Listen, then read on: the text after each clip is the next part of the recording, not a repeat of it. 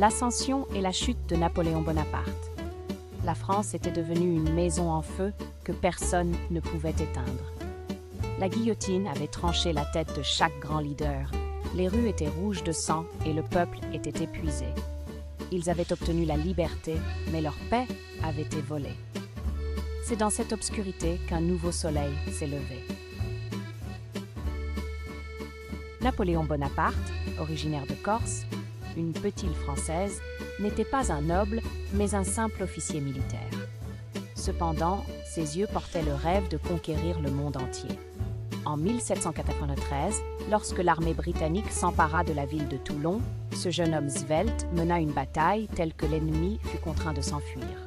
Ce fut son premier grand coup d'éclat. La prise de pouvoir. Petit à petit, le nom de Napoléon commença à résonner dans les rues de Paris. Les gens disaient « Nous ne voulons pas de la liberté, nous voulons du pain et de la paix ».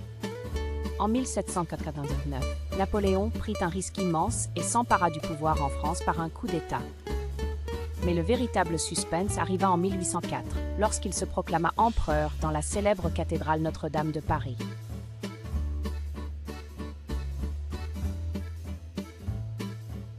La tradition voulait que le pape place la couronne sur la tête du roi, mais Napoléon surprit tout le monde. Il arracha la couronne des mains du pape et la plaça lui-même sur sa tête. Ce moment unique montra au monde entier que la France n'était plus l'esclave de l'ancien régime, mais qu'elle appartenait à Napoléon.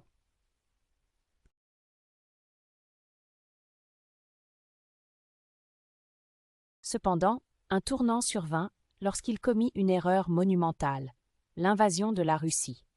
Le froid impitoyable de la Russie mit à genoux la grande armée de Napoléon.